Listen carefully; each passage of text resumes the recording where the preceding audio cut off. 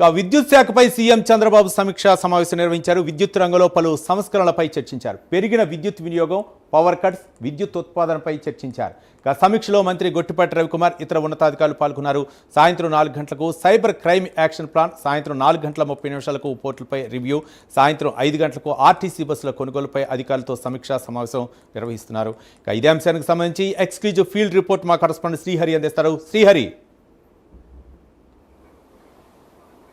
Right Ravi, నేడు రాష్ట్ర సచివాలయంలో సీఎం చంద్రబాబు అధ్యక్షతన అయితే ఏపీ ప్రధానంగా అంటే విద్యుత్ ఉద్యోగులు ఎవరైతే ఉన్నారో విద్యుత్ సిబ్బందితో అయితే సీఎం చంద్రబాబు సమీక్ష సమావేశం నిర్వహించారు. దీంతోపాటు విద్యుత్ శాఖ మంత్రి గొట్టిపాటి రవి కూడా ఈ సమీక్షలో అయితే పాల్గొన్నారు. అయితే ప్రధానంగా ఏపీ వ్యాప్తంగా ప్రస్తుతం ఏదైతే ఉష్ణోగ్రతలు హెచ్చుతగ్గులు ఉన్న నేపథ్యంలో వాటన్నిటికీ సంబంధించి రాష్ట్ర వ్యాప్తంగా తీసుకుంటున్న తగిన చర్యలు ఏవైతే ఉన్నాయో అంటే విద్యుత్ వినియోగాన్ని, దాంతోపాటు విద్యుత్ ఉత్పాదకత అంటే డిమాండ్ సప్లై ఏదైతే ఉందో దాన్ని బేస్ చేసుకొని వినియోగించుకోవాలని చెప్పని కూడా ఆయన అయితే చెప్తున్న పరిస్థితి. దాంతోపాటు క్షేత్రస్థాయిలో ప్రజలందరినీ కూడా దానిపైన కొంత అవగాహన, అంటే సూర్యగర్ ఏదైతే ఇప్పుడు ప్రస్తుతం పిఎం నరేంద్ర మోదీ తీసుకొస్తున్న ఏదైతే ఉందో సూర్యగర్, దీనికి సంబంధించి కూడా ఏదైతే సోలార్ ఎనర్జీకి సంబంధించి దీన్ని కూడా క్షేత్రస్థాయిలో ప్రజలకు అవగాహన కల్పించాలి. దాంతోపాటు వినియోగం ఏదైతే ప్రస్తుతం సమ్మర్ సీజన్ కాబట్టి రానున్న 6 నెలలు కూడా దీనిపైన ఒక ప్రణాళికతో ముందుకు వెళ్ళాలని చెప్పని అయితే అధికారులకు సీఎం చంద్రబాబు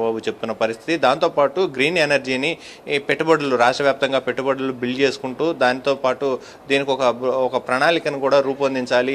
దాని ద్వారా ఏదైతే ఈ సోలార్ ఎనర్జీ ద్వారా వచ్చే విద్యుత్ ఏదైతే ఉందో అదంతా కూడా ఫస్ట్గా మొట్టమొదటిగా 200 వాట్ల తక్కువ వచ్చే ఏవైతే ఆఫీసులు ఉంటాయో కార్యాలయాలు, అటు హాస్టల్స్ కానీ అంటే ప్రధానంగా చూసుకున్న ఎస్సీ, బీసీ, ఎస్టీ హాస్టల్స్ ఏవైతే ఉన్నాయో వాటన్నిటిపైన కూడా సోలార్ అనేది ఏర్పాటు చేయాలి అని చెప్పని అయితే చెప్తున్న పరిస్థితి. దాంతోపాటు ఏదైతే ప్రజలు కూడా వినియోగించుకునే దాన్ని పంప్ సెట్లకు కానీ అదేవిధంగా హౌస్ ఇంటిపైన కూడా సోలార్ ప్యానల్స్ని ఏర్పాటు చేసి ఆ సోలార్ ప్యానల్స్ ద్వారా వచ్చే విద్యుత్తుని వినియోగించుకోవాలని చెప్పని అయితే చెప్తున్న పరిస్థితి. దీంతోపాటు ఎస్సీ, ఎస్టీ, బీసీలకు సబ్సిడీ రూపంలో ఇస్తున్న వాటి అన్నిటిని కూడా అవగాహన పెంపొందించాలి అని చెప్పని కూడా చెప్తున్న పరిస్థితి. దాంతోపాటు వారి ఏదైతే ఆ వినియోగించుకున్న విద్యుత్తు మిగిలిన విద్యుత్ ఏదైతే ఉందో వాటన్నిటిని కూడా ప్రభుత్వం కూడా వినియోగించుకునేలాగా వాటిపైన అవగాహనను కల్పించాలి అని చెప్పని అయితే ఆయన చెప్తున్న పరిస్థితి. అయితే ఓవరాల్గా ఏదైతే ఇప్పుడు మిగిలిన విద్యుత్ ఏదైతే ఉంటుందో ఆ విద్యుత్ అంతా కూడా ఆ డేటా సెంటర్లకు కానీ వీటన్నిటికి కూడా వినియోగించుకునేలాగా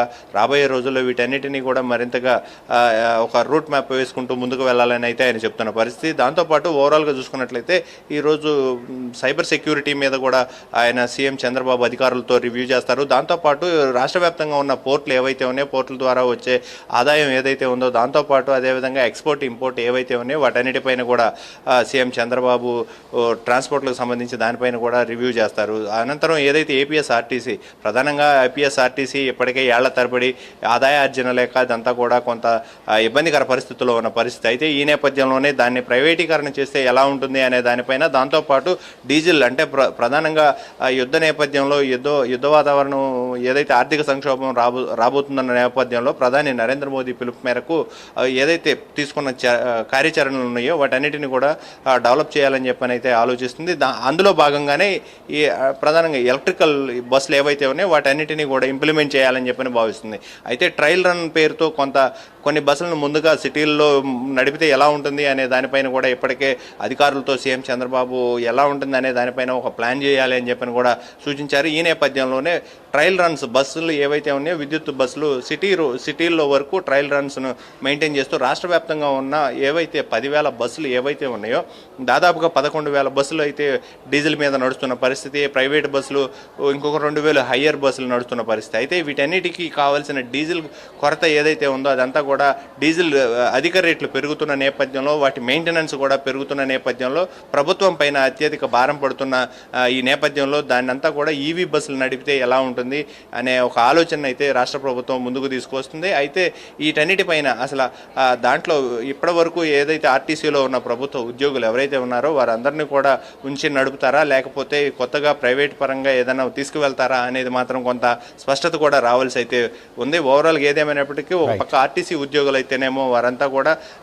ఏదైతే ఈవీ బస్సులు వచ్చినా కానీ మమ్మల్ని ఆర్టీసీ ఉద్యోగుల ద్వారానే ఇదంతా కూడా ముందుకు వెళ్తే క్షేత్రస్థాయిలో అంటే గ్రామ స్థాయి వరకు కూడా ప్రభుత్వం ప్రభుత్వం అయితే తీసుకువెళ్ళగలుగుతుంది. ప్రైవేట్ పరం అయితే కనుక వారైతే తీసుకువెళ్ళలేరు. ఆదాయార్జన రూపంలో వాళ్ళు వ్యత్యాసాలు చూసుకుంటారు. కాబట్టి ఏదైనా ఆర్టీసీది కూడా ప్రభుత్వ పరమే, ఈవీ బస్సులు కూడా ఆర్టీసీ ప్రభుత్వ పరంగానే నడవాలి అని చెప్పని అయితే వారు కోరుకుంటున్న పరిస్థితి అయితే కనబడుతుంది.